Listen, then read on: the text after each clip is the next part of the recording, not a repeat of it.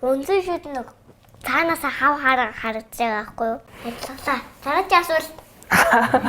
Амьдраад хайр дээр тогтдог гээд Би ийм хайртай байхгүй юу? Тэгээд ингэ зүрх зурсан байхгүй юу?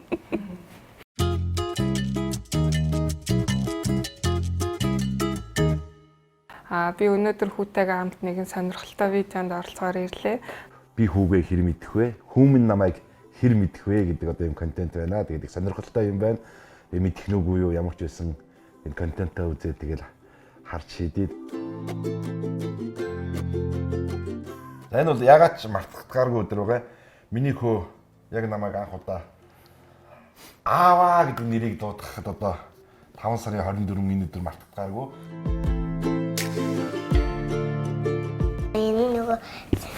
Дэслэлдэг юмдаг санагдсан баг. Тамирын хичээлдээ. Наа чи юу юм? Бизнес. Чи тэгэл байг заалаа сах тоглоод явах гэж би чамд тамиртаа сайн. Юу хүчтэй. Дуртай бодсон чинь. МК. Мөн Мөн.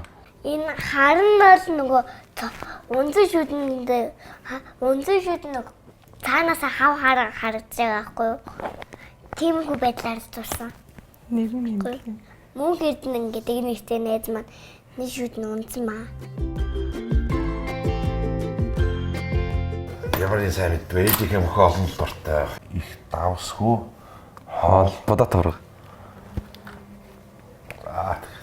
Гэхдээ ээж чинь бодот орго хийдэг л чи. За.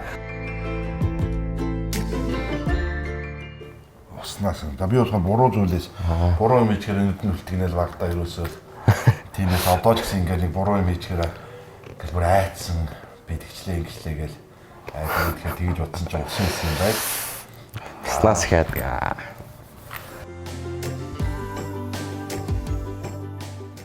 Би зураг дуртай болохоор ингээд зургийг үзсэн байхгүй юу? Харин юу ийцээ? Би ч хөөхөлтэй үзгэрчсэн. За ер нь их цагийн заалан нөмрөөд байх гэж боддог шүү дээ. Би заримдаа зураг зураад байдгүй. Кафе. Тэгээд заал мөндө заал кафе ер нь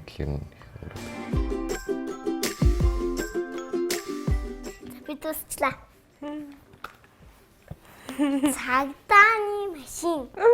Чи нисгэж болохгүй. Юу юм? маркетинг менежер нэг юмрх. Загнах үйлдэлтэй. Загнах үйлдлийн ойлгодог. Том хүмүүсийн зөрүү зан ерөөсөө ойлгодог. Ингээд ярилцаад болчих юм дээр ингээд өөрийнхөө л зүтгэдэг. Зөв өгөхөр үгүйгээ дахин хэлээд байдаг. Жишээ нь өсвөр насны хүүхдүүд бидэрт тулгамдаг асуудал бол хайр дурлал, үргэлжлэлийн асуудал байдаг. Тэгээд энэнийхээ талаар аав ээжтэй хэлэхээр маш тоглоом шолоом болгож хүлээж аваад байдаг.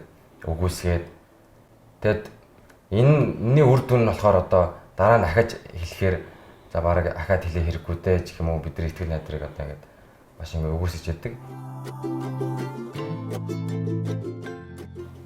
Хүний сэтгэлийг хэлдэг байхгүй юу?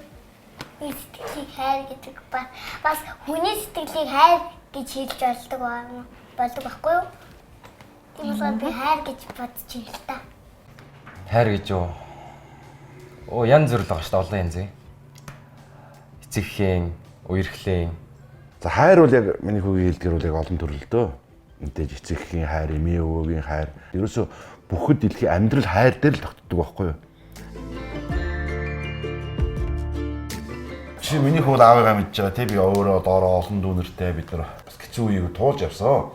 За тэгэхээр энэ дээр яг энэ үедээ юу сурсан гэвэл би ганц хоол маш сайн хийхийг сурсан. Гэрээ ажлыг маш их сурсан. Энийгээ би хүүхдүүддээ зааж өгөхийн тулд энэ дээр манай гэрт хэрүүд үүсдэг. Юу гэнэ вэ? За хоёрдугаар компьютер гэдэг нэг хараал идсэн юм байна. За энээс болж би бол үнэхэр хүүтэйгээ ам үрийдэг, маргадаг. Манай гэр бол энэ маргаан өсдөө шүү дээ. Таны хоёрын зүрх зангаас болж. Та хоёр энийг ч бараг мэддгүй баха. Нөгөө нэг жишээ санаж нэг уцсны маргааныг Яла. Нэг та уцсныхаа нэг юм мэдэхгүй би тэнд очиж зөвлөж өгсөн чинь. Та үгүй миний зөв гэдэг ингээд зүрх зангаас олж тэгэл өөртөө ажил удаал. Тэгээд ер нь Хотос гэлчөө тэгээд хоёр наттай ингээд аюу ингээд дотн ярилцаад юу нь болохгүй байна. Юу нь болж байгаа ингээд ярилцчихвал ер нь хамаг юм шийдэгдээд энэ болж шít. Яагаад гэвэл би Google-тэй үзээд сая би энд ирэхээс өмнө Google-тэй үзээд тэгээд би энийг дуусгах юм даа гэж зөрүүлсэн болохоор ээж намайг тэгсэн байхгүй юу? Тэгээд би тоор жоох муулсан. Тэгэж. За тэгээд эцэг эхчүүдтэй хэлгээд за бүгдээрээ хүүхдүүдтэйгээ өсвөр насны хүүхдүүдтэйгээ ер нь ялах гэсэн жоохон хүүхдүүдтэйгээ байнга сайхан эергээ ярилцаж найз нөхдөд юм шиг хүүхдүүдтэйгээ халуун дулаан ярилцаж гэр бүлдний эерэг сайхан дотн дулаан уур амьсгал бий болох юм байна шүү гэдгийг бас бодож байна. Тэгээд үүнээс хойш үр хүүхдтэйгээ юм өндөр айлсан тооноор биш яг өөрсдийнх нь найз нөхчих нь ингэ аяахан бас хүүхдтэйгээ ингэж уужуу тавиа ярилцсан гэж бодож байна. Та бүхэнд баярлалаа.